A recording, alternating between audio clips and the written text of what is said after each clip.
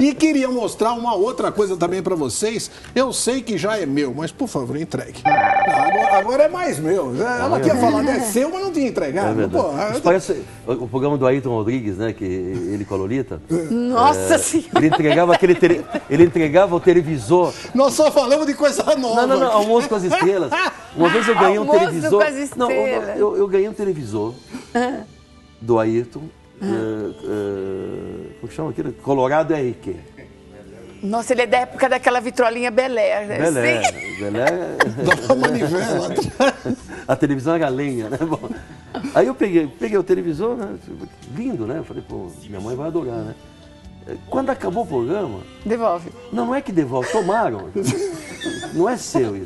Mas eu ganhei, não ganhou nada. Cala a boca. Pô, chega. Não, se aqui bobear, eu não deixei canta o mais livro. aqui. É dele. Não Mas precisa então... devolver. tem o telefone para atender, né? Alô? Alô? Sérgio Sebastião, Belo Horizonte. Ô, Sebastião. Tudo bom com você? Tudo bem, Sérgio. É só parabenizar o seu programa. Muito obrigado por essa satisfação desse programa no ar aí, ok, Sérgio? Puxa obrigado vida. E obrigado pela sua volta à televisão. Fico feliz. Obrigado, Sebastião. Obrigado muito a você. Muito obrigado ao pessoal do BH que está ligado na gente.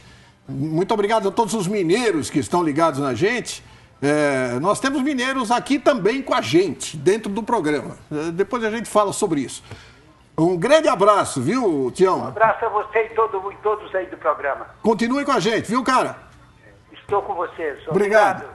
E olha só, para o Tião e para todo mundo morrer de inveja, eu vou mostrar para vocês agora o livro que eu acabei de ganhar, A Grande Oportunidade, uma história apaixonante sobre poder, comunicação, inteligência, emotividade e trabalho em equipe, que já é, né, um best-seller em países de língua espanhola e que agora a Eliana está lançando também no Brasil, né?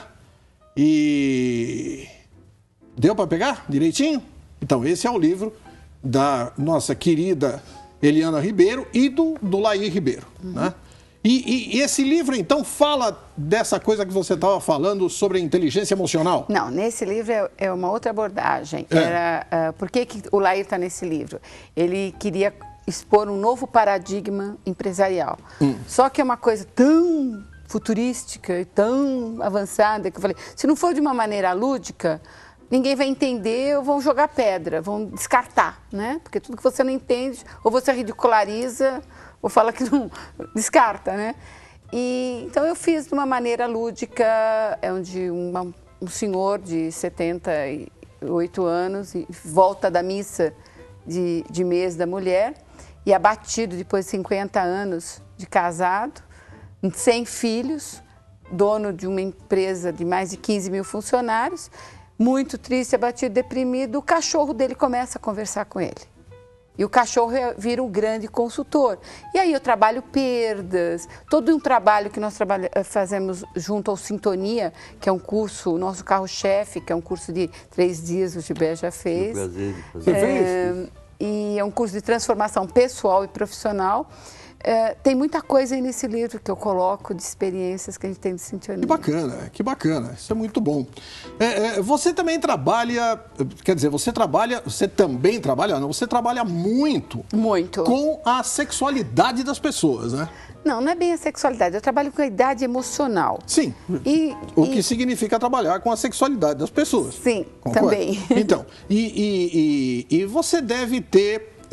quer dizer, no princípio do programa você estava dizendo sobre essa coisa do homem exigir da mulher e da mulher ter expectativas a mais do que ela deveria com o homem.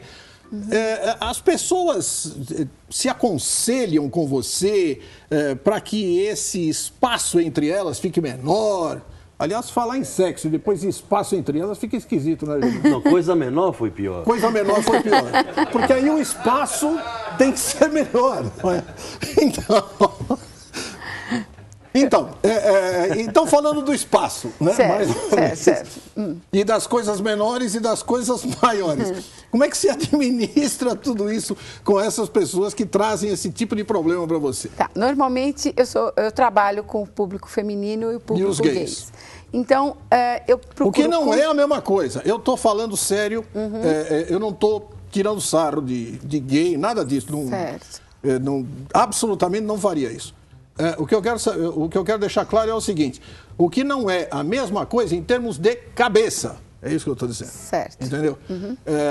Há pessoas Mas que estão pensam, no universo. Há pessoas que pensam que porque o gay se julga feminino, ele é feminino. Não. Agora, São deixa eu duas te explicar cabeças por completamente que do diferentes. gay. Eu estava em São Luís do Maranhão fazendo uma palestra para 700 mulheres, o lançamento de um produto do Boticário. 700 mulher pra caramba. Não, eu já tive 7 mil em Fortaleza, no nono encontro das mulheres. Ninguém chamou a gente. Nada. 7 mil mulheres, parecia um galinheiro, Décio.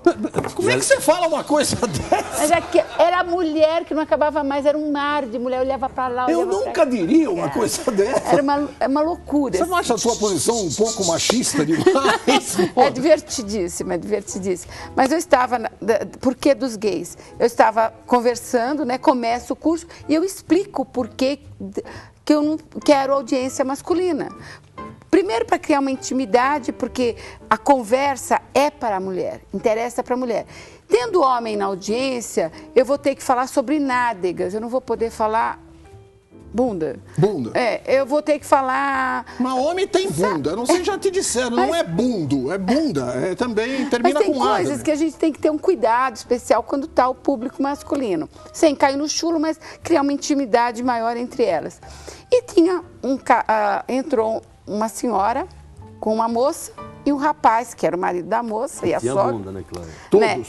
E ele se recusou a sair nessa hora. Eu falei, olha, eu vou pedir que a audiência masculina se retire para a gente continuar. E ele falou, não, eu não vou sair. Eu tinha na primeira fileira, eu tinha a esposa do Sarney, a dona Marli, com a filha, e ele se recusava a sair. Eu falei, bom, enquanto o senhor não sair, eu não posso continuar. E ele, não sai, o que você tem que falar, que não dá para falar na minha frente. Não, eu falei, olha, faz o dele era seguinte. esse. Daí ele falou assim, isso é preconceito e eu vou chamar a polícia. Eu falei, então faz o seguinte, de hoje em diante minhas palestras não são mais só para mulheres, são para mulheres e para gays. Fiquem à vontade. O homem saiu que nem uma bala, assim, ó, tchum, sabe? E qual foi a minha surpresa? Que quando eu abri para gays, nossa, foi tão prazeroso, porque eles entendem do nosso universo muito melhor e nos ajudam muito. Mas só gay homem, então, não mulheres gays.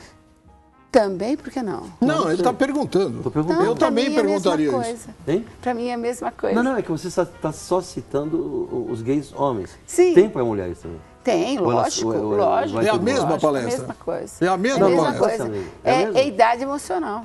A idade emocional da mulher. Ok. Gilberto, a gente estava na tua carreira.